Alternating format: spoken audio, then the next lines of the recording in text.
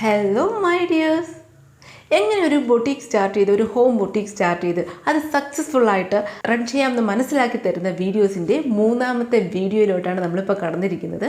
അപ്പോൾ ഒരു home boutique നടത്താനായിട്ട് ഒരു ഫാഷൻ ഡിസൈനർ അറിഞ്ഞിരിക്കേണ്ട മിനിമം കാര്യങ്ങളെക്കുറിച്ചിട്ടാണ് ഞാൻ ഈ വീഡിയോസിൽ ഡിസ്കസ് ചെയ്യുന്നത്.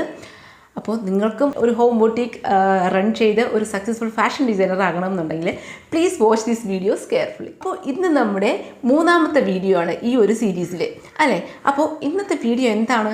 ഞാൻ കഴിഞ്ഞ വീഡിയോയിനകത്ത് പറഞ്ഞിട്ടുണ്ടായിരുന്നു എന്താണ് ക്രോക്കീസ്. എന്താണ് ക്രോക്കീസ് എന്ന് നമുക്ക് വിശദമായിട്ട് നോക്കാം. ഓക്കെ, അപ്പോൾ once again welcome to Neemas designer studio. എൻ്റെ പേര് നീമാസ് സുജു. ഓക്കെ, അപ്പോൾ നമുക്ക് ഇന്ന് ക്രോക്കീസിൻ്റെ ഇൻട്രൊഡക്ഷനാണ്. അപ്പോൾ വാട്ട് ഈസ് ക്രോക്കി എന്ന് ചോദിക്കുകയാണെങ്കിൽ, ഈ ക്രോക്കി എന്ന് പറയുന്നത് ഇതൊരു ഫ്രഞ്ച് വേർഡാണ് കേട്ടോ. ഇതിൻ്റെ ആക്ച്വൽ മീനിങ് എന്ന് പറഞ്ഞാൽ സ്കെച്ച് എന്നാണ്. സിംപ്ലി സ്കെച്ച് എന്നാണ് ഇതിൻ്റെ മീനിങ് എന്ന് പറഞ്ഞാൽ. അപ്പോൾ ഫാഷൻ ഡിസൈനിങ്ങിൽ ക്രോക്കി എന്ന് പറഞ്ഞാൽ അതിൻ്റെ ഒരു ഡെഫിനേഷൻ പറയുന്നത് it's A quick sketch of A fashion figure. ഒരു ഫാഷൻ ഫിഗറിൻ്റെ പെട്ടെന്ന് നമ്മൾ വരയ്ക്കുന്ന ഒരു സ്കെച്ചിനെയാണ് നമ്മൾ എന്ത് പറയുന്നത്? ക്രോക്കി എന്ന് പറയുന്നത്. അപ്പോൾ ഇത് എന്തിനാണ് യൂസ് ചെയ്തതെന്ന് വെച്ചാൽ, നമ്മുടെ ബൊട്ടീക്കിലൊരു കസ്റ്റമർ വരികയാണെന്ന് വെച്ചോ. അപ്പോൾ കസ്റ്റമർ കുറേ കാര്യങ്ങൾ പറഞ്ഞു. അവരുടെ ഡ്രസ്സ് എങ്ങനെ വേണം, ഏതൊക്കെ രീതിയിൽ വേണം, എന്തൊക്കെയാണ് അതിൻ്റെ സ്റ്റൈല്, സ്ലീവ്സ് എങ്ങനെയാണ്, നെക്ക് എങ്ങനെയാണ്, ഇതൊക്കെ അവർ നമുക്ക് പറഞ്ഞു തരും, അല്ലേ? അപ്പോൾ ഇതൊക്കെ എന്ത് ചെയ്യണം? നമ്മൾ ഒരു പേപ്പറിൽ വരച്ച് അവരെ കാണിക്കണം, അല്ലേ? അപ്പോൾ എന്ത് ചെയ്യും? അവർക്ക് ഇങ്ങനെയൊക്കെ ഇരിക്കും അല്ലേ എന്നുള്ളൊരു ഇത് കിട്ടും. അപ്പോൾ നമ്മൾ എങ്ങനെ പേപ്പറിൽ വരയ്ക്കും? നമുക്ക് ഒരു ഹ്യൂമൻ ബോഡി ഉണ്ടായിരുന്നാൽ മാത്രമല്ലേ നമുക്ക് വരയ്ക്കാൻ പറ്റത്തുള്ളൂ. അപ്പോൾ ഈ ഒരു ഹ്യൂമൻ ബോഡി എന്ന് പറയുമ്പോഴത്തേക്ക് അത് പെട്ടെന്ന് നമുക്കിങ്ങനെ എടുത്തു വെച്ച് വരയ്ക്കാൻ പറ്റുന്ന സംഭവമാണോ? അല്ല. അപ്പോൾ അത് എന്ന് പറഞ്ഞാൽ, അപ്പോൾ ആ ഒരു ഹ്യൂമൻ ബോഡി വരയ്ക്കുന്നതിന് കുറച്ച് സ്റ്റെപ്സ് ഉണ്ട്. അതാണ്. അപ്പോൾ ആ സ്റ്റെപ്സിലൂടെ നമ്മൾ വരയ്ക്കുമ്പോഴത്തേക്കുമാണ് അതൊരു പെർഫെക്റ്റ് ബോഡിയായിട്ട് മാറുന്നത്. അപ്പോൾ ഈ ബോഡിയിലാണ് നമ്മൾ എന്ത് ചെയ്യുന്നത്? നമ്മൾ ആ കസ്റ്റമർ പറഞ്ഞ ആ ഒരു ഡ്രസ്സിൻ്റെ ഇത് നമ്മൾ വരച്ചെടുക്കുന്നത്. മനസ്സിലായോ? അതായത് ഒരു ബ്ലാങ്ക് ക്യാൻവാസ്, നമ്മളൊരു ബ്ലാങ്ക് ക്യാൻവാസിൽ നമ്മളൊരു പുതിയൊരു ഡ്രോയിങ്സ് ചെയ്യുന്നത് പോലെയാണ് ഈ ക്രോക്കി എന്ന് പറഞ്ഞാൽ. ആക്ച്വലി ഈ ക്രോക്കി എന്ന് പറയുമ്പോഴത്തേനും ഇതിന് നമ്മൾ ഡീറ്റെയിലിംഗ് ഒന്നും അധികം നമ്മൾ കൊടുക്കത്തില്ല. മനസ്സിലായില്ലേ? ഡീറ്റെയിലിംഗ് എന്ന് പറഞ്ഞാൽ കണ്ണ്, മൂക്ക്, ഹെയർ, അങ്ങനത്തെ സാധനങ്ങളൊന്നും നമുക്ക് ക്രോക്കിയിൽ നമ്മൾ കൊടുക്കത്തില്ല. കാരണം എന്ന് പറഞ്ഞാൽ നമുക്ക് ഈ ക്രോക്കിയിൽ നമുക്ക് ഏറ്റവും അത്യാവശ്യം എന്ന് പറഞ്ഞാൽ നമ്മുടെ ഡ്രസ്സിൻ്റെ ആ ഒരു ഡീറ്റെയിലിംഗ് ആണ് നമുക്ക് ഈ ക്രോക്കിനകത്ത് വരേണ്ടത്. ഓക്കെ, മനസ്സിലായോ? അപ്പം ഇതാണ് ഈ ക്രോക്കി കൊണ്ടുള്ള ഉപയോഗം എന്ന് പറഞ്ഞാൽ. അപ്പോൾ നമുക്ക് ഈ ക്രോക്കി വരയ്ക്കാനായിട്ട് കുറച്ച് മെത്തേഡ്സ് ഉണ്ട്. അത് നമ്മൾ ഒറ്റയടിക്കല്ല ഈ ക്രോക്കിയായിട്ട് നമ്മൾ വരച്ചെടുക്കുന്നത്.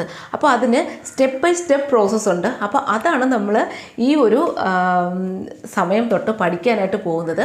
അപ്പോൾ ഇതിൻ്റെ സ്റ്റെപ്പ് ബൈ സ്റ്റെപ്പ് പ്രോസസ്സ് എന്ന് പറഞ്ഞാൽ, ആദ്യം നമ്മൾ സ്റ്റിക്ക് ഫിഗർ വരയ്ക്കും, പിന്നെ അതിനെ ബോക്സ് ഫിഗർ ആക്കും, പിന്നെയാണ് നമ്മളതിനെ ക്രോക്കിയായിട്ട് മാറ്റുന്നത്.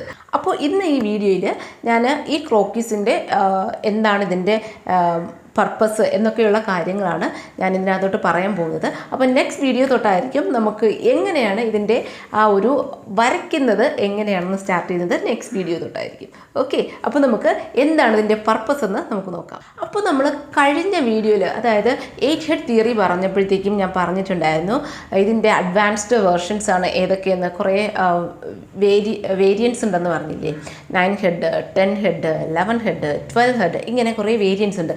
അതുപോലെ തന്നെ ക്രോക്കിക്കും 9 ഹെഡ്, 10 ഹെഡ്, 12 ഹെഡ്, ഇങ്ങനെ കുറേ വേരിയൻസ് ഉണ്ട്. അതായത് സിമ്പിളായിട്ട് പറയുകയാണെങ്കിൽ, ഒരു ഗാർമെൻറ്റ് ഒരു ഹ്യൂമൻ ബോഡിയിൽ എങ്ങനെ ഇരിക്കും എന്ന് കാണിക്കുന്നതിന് വേണ്ടിയിട്ടാണ് നമ്മൾ ക്രോക്കീസ് യൂസ് ചെയ്യുന്നത്. മാത്രമല്ല ഇതിന് വേറെ കുറച്ച് കാര്യങ്ങളും കൂടെ ഉണ്ട്. ആദ്യത്തേന്ന് പറഞ്ഞാൽ ഫിറ്റിങ്സ്. അതായത് ഒരു കസ്റ്റമർ നമ്മളടുത്ത് പറയാണ്, എനിക്ക് ഈ ഗാർമെൻറ്റ് ഒരു ലൂസായിട്ടാണ് വേണം എനിക്ക് ഈ ഗാർമെൻറ്റ് ചെയ്തു തരാൻ, അല്ലെങ്കിൽ പറയും ടൈറ്റ് ഫിറ്റായിട്ട് വേണം ചെയ്യാൻ, അല്ലെങ്കിൽ പറയും കംഫർട്ട് ഫിറ്റായിട്ട് വേണം ഇത് ചെയ്യാൻ എന്നൊക്കെ പറയുമ്പോഴത്തേക്കും, അപ്പോൾ അതിനനുസരിച്ച് വേണം നമ്മൾ ക്രോക്കിയിൽ ഈ ഡ്രസ്സിൻ്റെ ആ ഒരു ഫിറ്റിങ്സ് നമ്മൾ വരയ്ക്കാനായിട്ട്.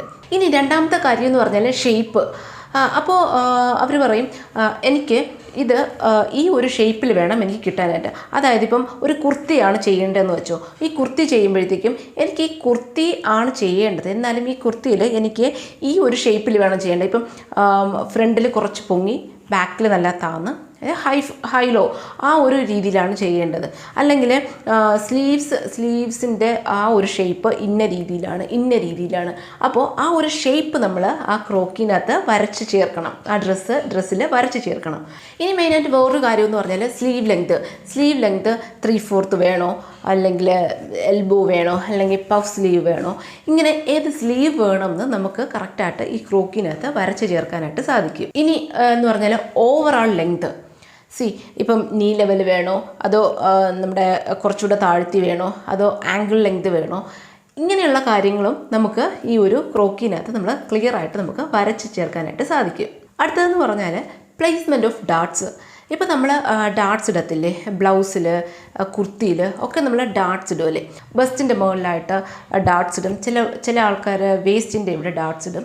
അങ്ങനെ ഈ ക്രോക്കിൽ നമ്മൾ ഈ ഡാട്ട്സ് എവിടെയൊക്കെ പ്ലേസ് ചെയ്യണമെന്ന് പറഞ്ഞിട്ട് നമ്മൾ വരച്ച് വയ്ക്കുകയാണെങ്കിൽ അത് ഭയങ്കര ഈസി ആയിരിക്കും അല്ലേ. നമുക്ക് കൊടുക്കുമ്പോഴത്തേക്കും എന്താണ്, ഒരാളുടെ ഒരു മാസ്കിൻ്റെ കൊടുക്കുമ്പോഴത്തേക്കും അവർക്ക് ഈസി ആയിരിക്കും ഡാട്ട്സ് എവിടെയൊക്കെ വേണമെന്ന് മനസ്സിലാക്കാനായിട്ട്. അപ്പോൾ ഇതിൻ്റെ മെയിൻ ഉപയോഗം എന്താണെന്ന് ചോദിച്ചാൽ, നമ്മൾ കൊടുക്കുന്ന നമ്മൾ ഈ ക്രോക്കിൽ ഈ ഗാർമെൻറ്റ് വരച്ചതിന് ശേഷം നമ്മൾ പാറ്റേൺ ചെയ്യാനായിട്ട് കൊടുക്കും. പാറ്റേൺ ചെയ്ത് ടൈലറിങ്ങിൽ കൊടുക്കത്തില്ലേ, അപ്പോൾ അവർക്ക് അടിപൊളിയായിട്ട് മനസ്സിലാവും എവിടെയൊക്കെ എന്തൊക്കെ വേണമെന്ന് കറക്റ്റ് ആൻഡ് ക്ലിയർ ആയിട്ട് ഇതിനകത്ത് നമ്മൾ നോട്ട് ചെയ്തിരിക്കുവാണെങ്കിൽ അവർക്ക് വേറെ ഡൗട്ടൊന്നുമില്ല. പിന്നെ നമ്മളെ വിളിക്കേണ്ട, നമ്മൾ അവരുമായിട്ട് കമ്മ്യൂണിക്കേറ്റ് ചെയ്യേണ്ട, ഇത് വെച്ചിട്ട് തന്നെ അവരങ്ങ് ആ ഗാർമെൻറ്റ് ചെയ്തോളും. ഇനിയിപ്പോൾ ലാർജ് സ്കെയിലിൽ ചെയ്യുന്ന, ഇപ്പം മാസ് മാർക്കറ്റിലൊക്കെ വരുമ്പോഴത്തേക്കും ഒരുപാട് 1000, 2000 അങ്ങനെ ഒരുപാട് നമ്പർ ഓഫ് പീസസ് ചെയ്യുന്ന സമയത്ത് നമ്മൾ വരയ്ക്കുന്ന ഈ ഒരു സ്കെച്ച് എന്ന് പറഞ്ഞാൽ പെർഫെക്റ്റ് ആയിരിക്കണം. കാരണം ഈ സ്കെച്ച് വെച്ചിട്ടായിരിക്കും അവർ ഫസ്റ്റ് പാറ്റേൺ ചെയ്യുന്നത്.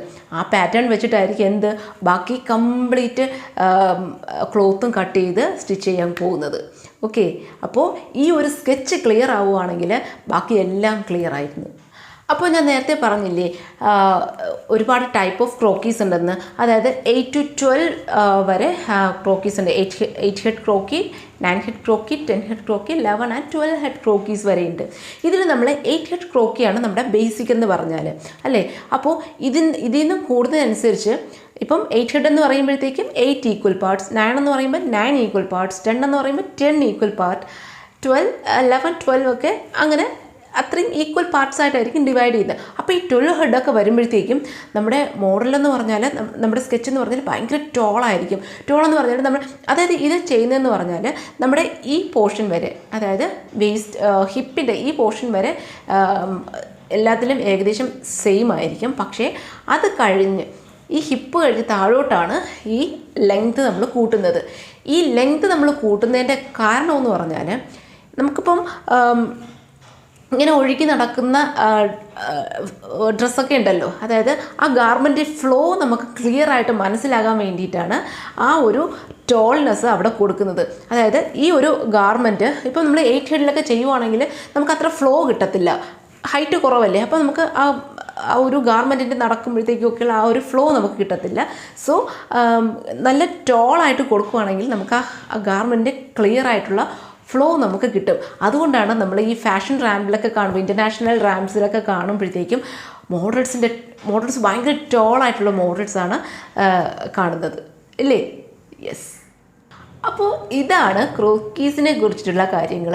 അപ്പോൾ നിങ്ങൾക്ക് എല്ലാവർക്കും മനസ്സിലായി കാണുമെന്ന് കരുതുന്നു. അപ്പം നെക്സ്റ്റ് വീഡിയോയിൽ നമുക്ക് ഈ ക്രോക്കീസ് എങ്ങനെ വരച്ച് തുടങ്ങാം എന്നുള്ള കാര്യമാണ് നമുക്ക് നെക്സ്റ്റ് വീഡിയോയിലൂടെ പഠിക്കാനായിട്ട് പോകുന്നത്. അപ്പോൾ ഇന്നത്തെ വീഡിയോ എല്ലാവർക്കും മനസ്സിലായി കാണുമെന്ന് കരുതുന്നു. അങ്ങനെയാണെങ്കിൽ ജസ്റ്റ് ഒന്ന് ലൈക്ക് ചെയ്തേക്കുക. പിന്നെ ചാനൽ ഇഷ്ടപ്പെടുകയാണെങ്കിൽ ജസ്റ്റ് ഒന്ന് സബ്സ്ക്രൈബ് ചെയ്തേക്കുക. നിങ്ങൾക്ക് ആർക്കെങ്കിലും ഷെയർ ചെയ്ത് കൊടുക്കണം തോന്നുകയാണെങ്കിൽ ഒന്ന് ഷെയർ ചെയ്ത് കൊടുത്തേക്കുക. എന്തെങ്കിലും ഡൗട്ട്സ് ഉണ്ടെങ്കിൽ കമൻറ്റ് ബോക്സിനകത്ത് കമൻറ്റ് ആയിട്ട് ഇട്ടേക്കുക. ഓക്കെ, അപ്പോൾ അടുത്ത വീഡിയോയിൽ എങ്ങനെ ക്രോക്കി വരയ്ക്കാമെന്ന് കാണുന്നത് വരെ ta-ta, bye bye, okay, see you, bye by.